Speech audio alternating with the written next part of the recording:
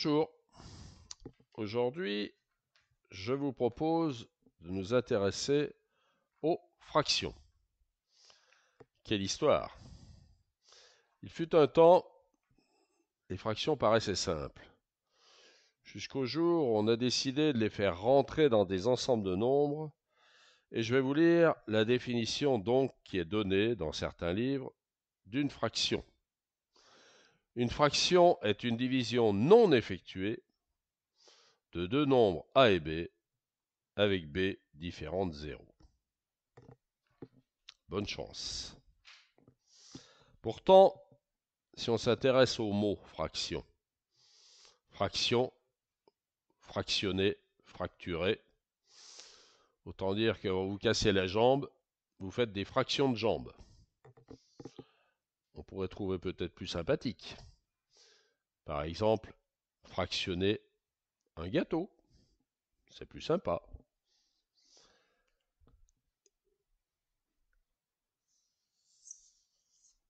Nous avons une belle tarte, ou presque. Et si on décide de la couper en 4, bien entendu sans faire de jaloux, donc 4 parts égales. Eh bien, chaque morceau, ce sera un quart. Et si on prend 3 morceaux, on aura pris les 3 quarts de la tarte. Donc maintenant, parlons vocabulaire, encore. Puisqu'on nous a dit et répété que 3 est le numérateur,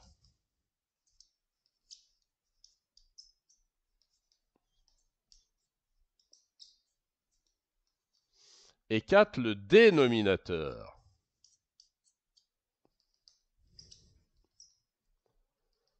Pourquoi ces mots?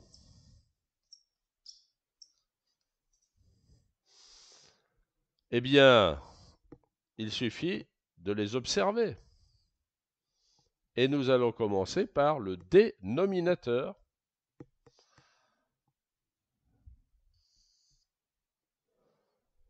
Dénommer, c'est donner le nom de quelque chose.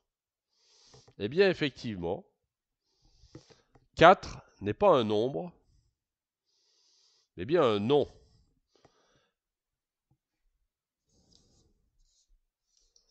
Puisque si j'écris les mots,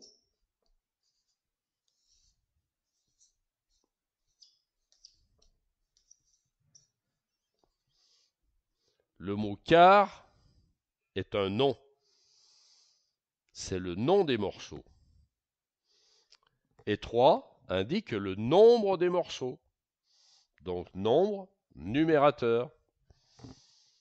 Et le nom, dénominateur. Tout est dit. Et retenez, puisque c'est ce qui va nous permettre de comprendre ce qui va se passer au niveau des opérations. Donc si j'avais coupé en 2, ce serait des demi, en 3, des tiers, en 10, des dixièmes. Mais que ce soit un demi, le mot demi, quart, tiers, dixième, ce sont des noms. Donc c'est toujours le dénominateur. Maintenant, si nous voulons additionner des fractions, donc si on a, par exemple,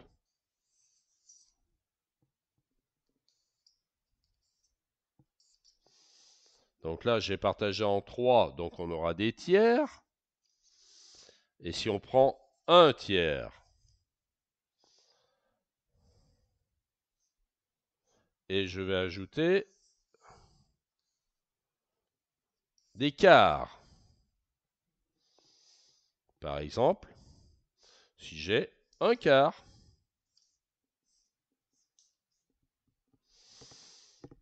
on pourrait tenter de dire un septième.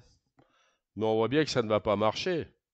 Parce que 1/7, ce serait un tout petit morceau, puisque ce serait une tarte partagée en 7. Même 2/7, ça ne fera toujours pas l'affaire. Eh bien, question. Si vous avez dans un pré 3 vaches et 2 moutons, qu'allons-nous faire pour savoir les additionner? 3 vaches plus 2 moutons. On ne connaît pas de bête, d'animal qui soit le croisement des deux. Par contre, si je vois 3 vaches et 2 moutons, je peux dire qu'il y a 3 animaux plus 2 animaux. Et dans ce cas, ce sera simple. Je pourrais dire qu'il y a 5 animaux. Donc, on peut considérer que le mot animal est le dénominateur commun à vache et mouton. Voilà comment ça va se passer. Pour pouvoir additionner des choses, il faut qu'elles aient le même nom. On a souvent entendu dire qu'il ne fallait pas mélanger les serviettes et les torchons. C'est exact. Si on veut les additionner, ça ne fonctionne pas. Eh bien, pour les quarts et les tiers, c'est la même chose. Ça ne fonctionne pas. Donc, on va être obligé de trouver une solution qui va nous permettre de réduire, dit-on, au même dénominateur. Sauf que j'ai déjà coupé les tartes. Donc, la seule solution, ce sera de les recouper.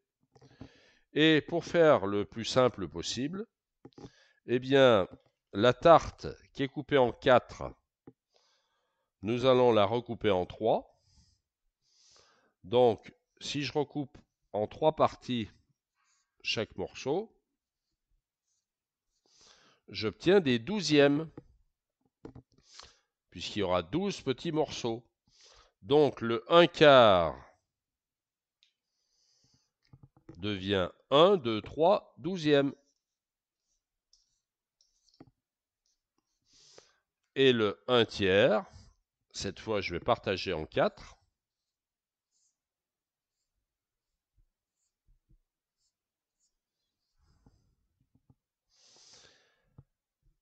Et dans 1/3, j'ai 4 douzièmes. Donc maintenant, 4 morceaux et 3 morceaux font bien 7 douzièmes. Donc voilà la réalité de ce que sont les opérations sur les fractions. La base, c'est qu'il ne faut pas faire de jaloux et qu'on ne peut additionner ou soustraire que des morceaux identiques. Si j'avais voulu faire une soustraction, ce serait exactement la même chose, puisque si à 1/3, je veux enlever 1/4 de la tarte, eh bien, il faudra faire 4 douzièmes moins 3 douzièmes, et on pourrait obtenir 1 douzième. Donc voilà la base de l'histoire des fractions. Nous allons nous arrêter là pour cette séquence, mais nous ferons une deuxième vidéo sur les autres possibilités pour les fractions. Merci de votre attention.